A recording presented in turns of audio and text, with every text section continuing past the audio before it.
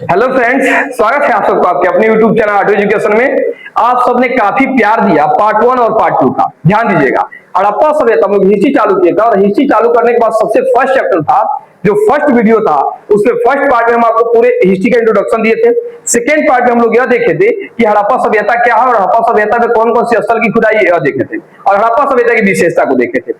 आज के third part में हम लोग देखने वाले हैं, यह आपके फर्स्ट चैप्टर का, हिस्ट्री के फर्स्ट चैप्टर का तीसरा वीडियो होगा। तो ये बात आप एकदम दिमाग में रखिएगा, ये आपके लिए तीसरा वीडियो होगा और तीसरा वीडियो में हम लोग हिस्ट्री को और आगे बढ़ाएंगे। आप सबने पार्ट 1 पार्ट 2 को बहुत ज्यादा प्यार दिया, आप इसे भी देखिए और अपना सारा फर्स्ट चैप्टर क्लियर कर लिए। एक पॉइंट को बेहतर तरीका से डील किया गया है। वीडियो छोटा हो इसलिए हम लोग इसको छोटे छोटे पार्ट में बांट कर अध्ययन किया है। नेक्स्ट पार्ट में ऑब्जेक्टिव प्रैक्टिस कराएंगे, उसके बाद सब्जेक्टिव क्वेश्चन आप स्वयं लिख लीजिएगा, ऑब्जेक्टिव स्वयं बना लीजिएगा इस वीडियो को देखने के बाद।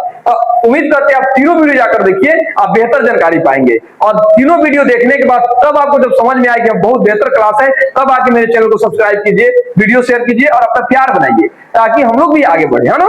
तो चलिए आइए शुरू करते हैं। और आज की क्लास में हम लोग पढ़ने वाले सिंधु सभ्यता का आर्थिक जीवन, यानी उन लोगों का आर्थिक जीवन कैसा था। आर्थिक जीवन कहने का मतलब है कि लोग पैसा कमाने का तरीका क्या था, कैसे कैसे अपना जीवन यापन करते थे पैसा के माध्यम से। तो चलिए फर्स्ट पॉइंट है कृषि, यानी उन लोग का मुख्य जो व्यवसाय था वो कृषि था। कृषि के दम से ये लोग आर्थिक अपनी जरूरतों को पूरा करते। जैसे देखेंगे सिंधु घाटी के लोगों का मुख्य व्यवसाय क्या था, कृषि था। तो ऑब्जेक्टिव क्वेश्चन भी पूछा हुआ है कि सिंधु घाटी सभ्यता के लोगों का मुख्य जो व्यवसाय था क्या था, कृषि था, खेती करना, है ना।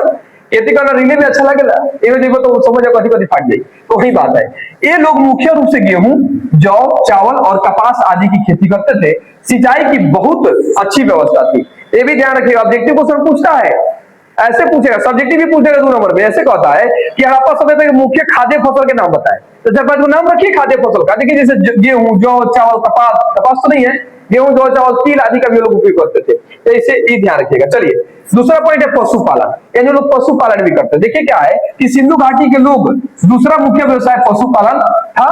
ये मुख्य रूप से गाय, भैंस, भेड़, बकरी, बैल, ऊंट आदि को क्या करते थे, पालते थे। तो प्रथम जो था वो कृषि था।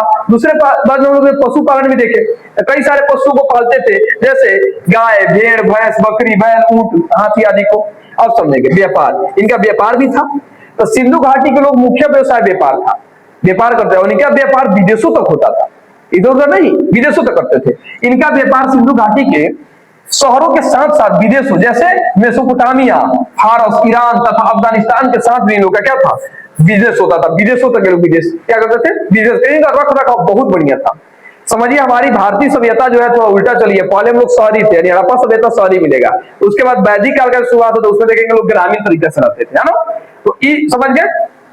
उद्योग थे, उद्योग भी करते थे, यानी यहाँ के कुछ लोग छोटे छोटे उद्योगों में काम करते थे, जैसे ईंट बनाना, बर्तन बनाना, तांबा तथा पीतल के बर्तन बनाना, सोने चांदी के आभूषण बनाना आदि काम। तो वहां पे उद्योग का भी विकास हो गया था। उद्योग का विकास तो ताम्रप्रसान काल में हो गया था। ताम्रप्रसान काल में जब तांबा का खोज हुआ मानव ने किया, उसके बाद से विकास हो गया। आप देखिएगा सारा वीडियो जाकर के पार्ट 1 में बताया गया कि मानव का विकास कैसे होता है, इतिहास को कितने काल में बांटा गया है। तो उसको बेहतर तरीके से पढ़िए, उसके बाद तीनों पार्ट को देखिएगा ना, सारा डाउट आपका क्लियर हो जाएगा, है ना। तो चलिए अब आगे बढ़ते हैं, आगे समझिए। अब यहाँ ध्यान देंगे हम, अब समझिए हड़प्पा वासियों द्वारा सिंचाई साधनों का वर्णन करें। यह क्वेश्चन आपके बीबीआई है, एग्जाम में 2 नंबर में पूछा जाता है, बिहार बोर्ड के एग्जाम में। और बिहार के जो भी बच्चे 12 की तैयारी कर रहे हैं, एकदम बेहतर तैयारी कराने वाले हैं हम आपके, आप एकदम हो रहा है। तो आप जुड़ जाइए, जो भी बच्चे अगर आप नहीं जुड़े हैं तो जुड़िए। खाली बड़े को चक्कर में मत रहिए, फोकसबाजी में, रियलिटी से अवगत हुई, रियलिटी से आप मेहनत कीजिएगा तब रिजल्ट रहेगा। दुनिया में कंटेंट की कमी नहीं है, आप कितना मेहनत करते हैं, आपको कौन सा हेल्पफुल लगता है, आपके टाइम यहाँ बर्बाद ना हो, वहां पे आइए। बकवास करने के लिए यूट्यूब बना है महाराज, जो बकवास करे वो फेमस है। लड़कियां हायर करके रखा गया है, लड़कियां सब पढ़ाती नहीं, वो सब और फेमस हो गई है। हमने क्या, हम शॉर्ट खोल के डांस कर तो फेमस कर ना, कहूं तो अच्छे ना लगे तारा, अरे लड़की लोग अच्छा लगी, वो लोग फेमस कर। अरे मतलब मेहनत कर तो देखो तारला आदमी बात, टाइम 1 मिनट आपका बर्बाद नहीं होता है वीडियो में। कोई भी दुनिया जहान की बातें नहीं, सिर्फ टॉपिक पे बात हम लोग करते हैं। फिर भी आप लोग को अच्छा नहीं लगा, फिर भी आप नहीं देखेंगे। थोड़ा सा एक बार वीडियो देखिए, तब अंदाजा लगा आपको इस वीडियो में क्या दी जा रही है, कितना मेहनत हो रहा है, तब आप समझ पाइएगा। चलिए यहाँ देखेंगे, इसको समझिए। हड़प्पा सभ्यता से सिंचाई साधन क्या था। हड़प्पा वासियों द्वारा सिंचाई के लिए नहर, ध्यान रखिएगा, नलकूप, कुआं और बांध का उपयोग करते थे। इन्होंने सिंचाई के लिए घगर नदी के जल का उपयोग करते थे, ध्यान रखिएगा, घगर नदी के जल का उपयोग करते सिंचाई के लिए। क्लियर हो गया। नेक्स्ट समझिए, अफगानिस्तान के सुरकई नामक हड़प्पा स्थल से नहरों का अवशेष मिले हैं। यानी नहर बना था, हड़प्पा वासियों लोग नहर बनाए थे। इसका अवशेष कहां से मिलता है? तो अफगानिस्तान में सुरकई नामक नदी जो है वहां से नहर के अवशेष मिले थे कि वहां नहर भी लोग बनाए थे। अब समझेंगे हड़प्पा सभ्यता की सड़क व्यवस्था पर प्रकाश डाले। बहुत बढ़िया क्वेश्चन हो जाता है आपके एग्जाम के लिए कि सड़क व्यवस्था पर प्रकाश डाले। 2 नंबर का क्वेश्चन आपके एग्जाम में पूछा जाएगा। तो सड़कें वहां के एक दूसरे को समकोण पर काटती थी, समझिए। हड़प्पा सभ्यता की प्रमुख विशेषता उसकी सड़कें थी। सड़कें सीधी दिशा में एक दूसरे को समकोण पर काटती हुई पूर्व पश्चिम दिशा में थी, जो नगरों को, ध्यान देंगे, नगरों को वर्गाकार खंडों में विभाजित करती थी। यानी जब समकोण ऐसे काटेगी, मान लीजिए इसे समकोण काट दी तो यहाँ पे घर बनता था, इसमें वर्गाकार खंड में यहाँ घर बनेगा, यहाँ घर बनेगा, यहाँ घर बनाकर वर्गाकार खंड में क्या करती थी? विभाजित कर देती थी।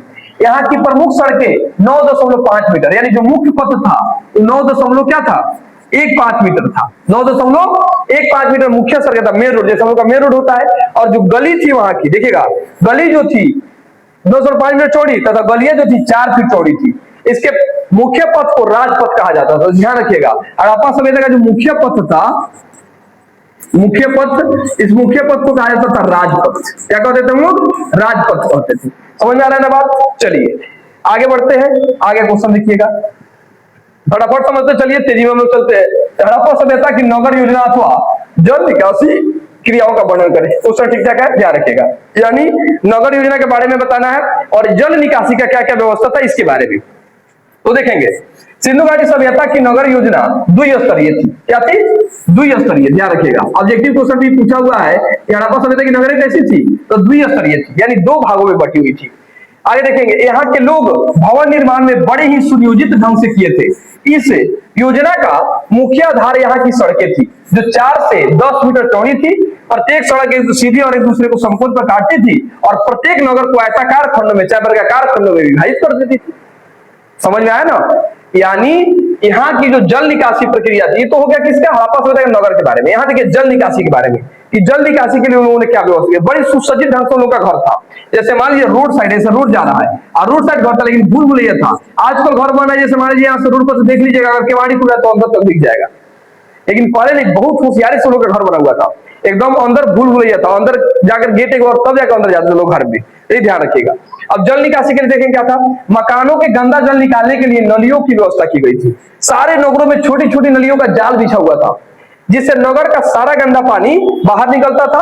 नालियां पूरी तरह से पत्थरों या ईंटों से ढकी होती थी और इनमें कचरा साफ करने के लिए जगह जगह पर गड्ढे, यानी गड्ढे बनाया गया था। वहां पे जाकर के मैन होल जिसको बोलते हैं, उस गड्ढे को बनाया जाता था कि पानी वहां से निकले। तो बहुत सुनियोजित ढंग से वो लोग रहते थे, इसलिए नहीं शहरी सभ्यता कहा गया उसको। शहर की तरह उन लोग का व्यवस्था था और बहुत बेहतर तरीका से जीवन यापन करते थे। चलिए आगे आइए, अभी समझिएगा मोहनजोदड़ो के विशाल स्नानागार के बारे में बताएं। यह तो क्वेश्चन आपके एग्जाम में रखा हुआ है, इसका आप ध्यान रखिएगा। हड़प्पा सभ्यता के स्नानागार के बारे में, अन्नागार के बारे में बताएं। स्नानागार जो था स्नान करने वाला जगह था। लड़का से पूछिए हम स्नानागार क्या है, मोहनजोदड़ो का स्नानागार क्या है? तो बोले मोहनजोदड़ो का स्नानागार वह है जहाँ पे वहां की राजाओं की रानी छबक छबक के नहाती थी।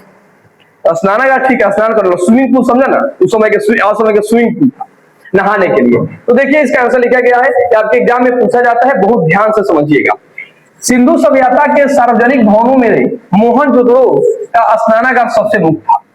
सार्वजनिक भवन था और उसमें मोहनजोदड़ो बहुत प्रमुख था, जिसका बाहरी घेराव 180 बाई 180 फीट था। बाहरी जो घेरा था 180 बाई 180 फीट का, इतना लंबा था बढ़िया से।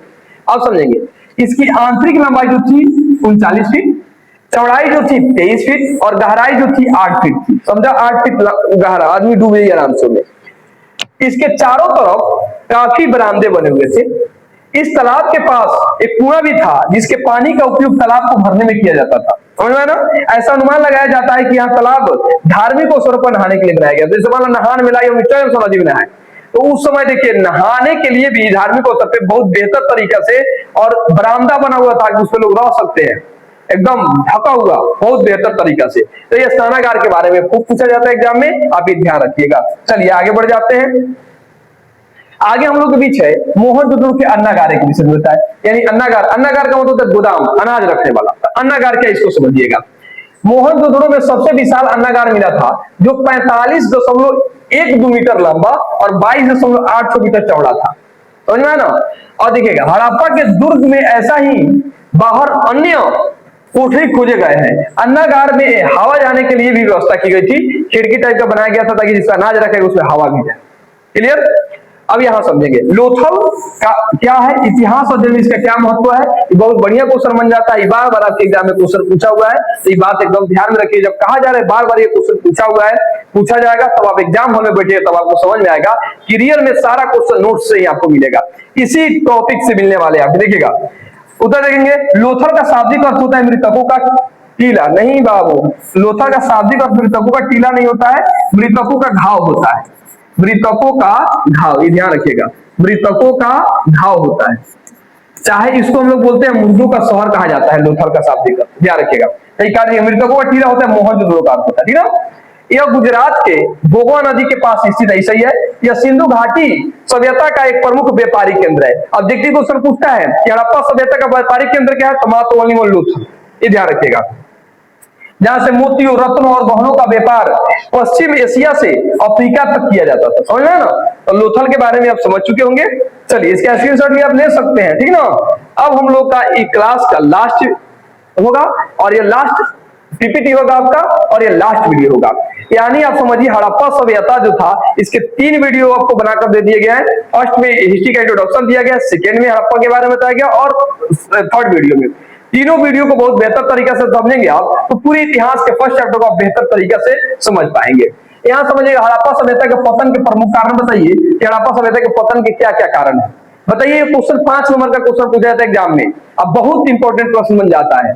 पहला देखिए हड़प्पा सभ्यता के पतन के प्रमुख कारण नहीं मांगे थे। पहला देखिए बाढ़, यानी कुछ विद्वानों का ऐसा मानना था कि बाढ़ आई जिसकी वजह से सभ्यता क्या हो गया, समाप्त हो गया, खत्म हो गई। यही बात लिखा गया है कि कुछ विद्वानों के अनुसार यहाँ बाढ़ आने से सभ्यता क्या हो गई, समाप्त हो गई। कुछ लोग मानते हैं बाढ़ आई सभ्यता खत्म हो गई।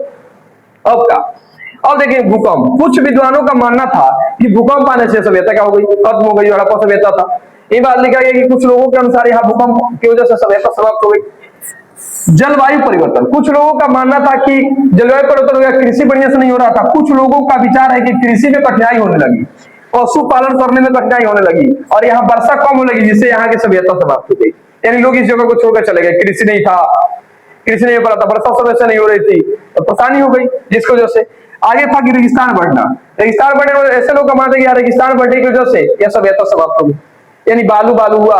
तो इसी का कहता है कि सिंधु नदी की जो धारा था वो बदल गई, उनसे दूसरे दिशा में चली गई, इसलिए सभ्यता समाप्त हो गई। और समझेंगे बाह्य आक्रमण, यानी कुछ विद्वानों के अनुसार सिंधु घाटी के बाहर से आए लोग जैसे आर्यो आक्रमण के यहाँ से सभ्यता समाप्त हो गई। कुछ विद्वानों को मानता आर्य जो आए थे वो आक्रमण की वजह से सभ्यता को क्या कर दिए, समाप्त कर दिए। आई थिंक इतना मेहनत के बाद आप सबने काफी प्यार दिया भी है और उम्मीद है इस वीडियो को भी आप सब काफी प्यार देंगे और इसे जरूर अपने दोस्तों के लिए शेयर कीजिए। चैनल को सब्सक्राइब कीजिए, अपने प्यार को आगे बढ़ाइए और इस परिवार को और ऊंचाई तक ले चलिए। चलिए फिर हम मिलेंगे नेक्स्ट वीडियो में, तब तक के लिए जय हिंद, जय भारत, बेस्ट ऑफ लक।